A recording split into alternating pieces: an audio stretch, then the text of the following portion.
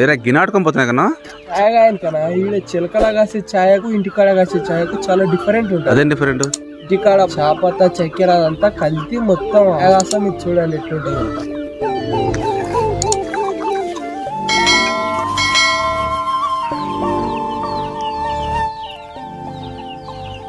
కావాల్సిన నీళ్ళు పోసుకోవాలి అలా మనం వాటర్ పోసుకున్నాం కదా, ఫస్ట్ అలా తులసాకు వేసుకోవాలి.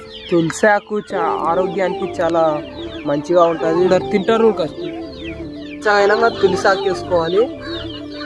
మిరియాలు కొంచెం పొడి వేసుకొని మిరియాల వల్ల సర్దులు దగ్గులు చాలా మంచిగా రాకుంటూ ఉంటాయి. గొంతు నొప్పులు ఇట్లా పోతాయి మిరియాలు తాగడం వల్ల, ఘాటు వల్ల.